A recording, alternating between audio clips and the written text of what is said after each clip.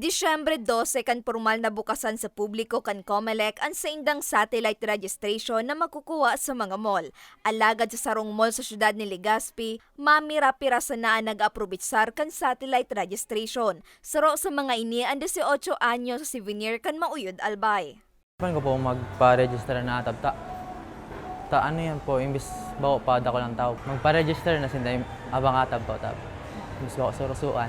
Sa datos kan COMELEC Bicol, puun kan magbukas ang registration sundo kan Disyembre 17, nasa 8,110 na ang naidugang nindang bagong rehistradong botante sa rehiyon. Pinakadakol sa Camarines Sur na nasa 2,672. Sinundan kan probinsya nin Masbate na may 2,420, 1,663 sa Albay, 797 sa Sorsogon, 309 sa Camarines Norte, asin 249 sa Catanduanes. So as expected, aram-tamang pag first week, first day sa naang dakol, succeeding days, halos pasaro-saro na lang. So iyan ang realidad kang registration sa past experiences na yung manggiraraypig, babalidate ka mga albayano. And sa bilog man siguro Pilipinas, na pag wala pa talaga, harayo pa ang end of registration, pasaro-saro, considering man nga niya ng panahon, dili nga mauranon. Gabos na botante na maboto ka sa barangay election, kaso dahil sa pagklase mo o nagtrabaho ka, yaong ka dili naabutan sa Legazpi o dili sa Albay, dawa taga saing ka pa, pwede ka magparehistro, taga Cebu ako.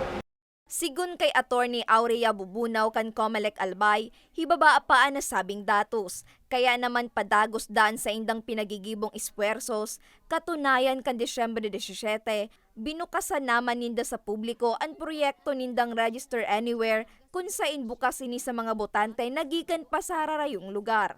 So ang primero, pag new registrant ka, kaipuhan, ilungon mo sa edad mo. Nag-aako baga kitang diyang SK registrants. Ang SK registrants is 15 to 17, purely SK, 18 to 30, SK and regular registrants.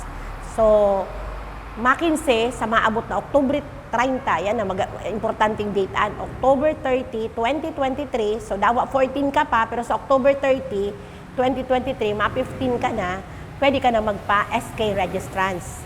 So, darahon mo lang ang photocopy, ka birth certificate mo para maaraman mo man sa COMELEC na nasa tama kang edad.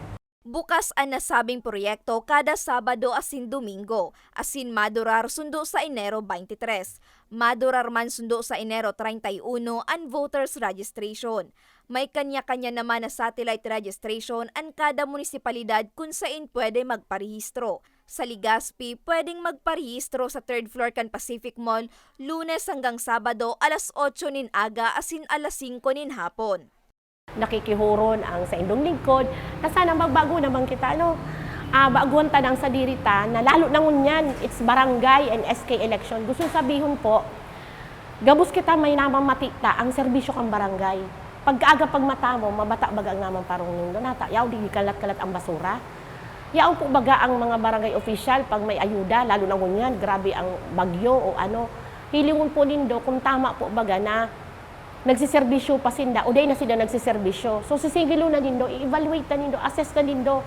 Nga ni dai mapinjente ang registration kan mga maparehistro, pigpagirumduman ni Bunaw ang mga requisitos na kinakaipuan darahon sa pagpaparehistro.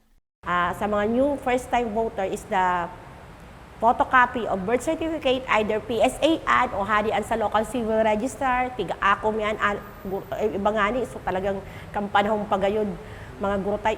Basta photocopy po, mahiling mi lang dyan sa birth date mo, okay na po ay. Next po is valid ID. Kung mapatransfer ka man, ngayon yaong ka ngunyan sa Legazpi, pero dati ka nagboto kang Mayo.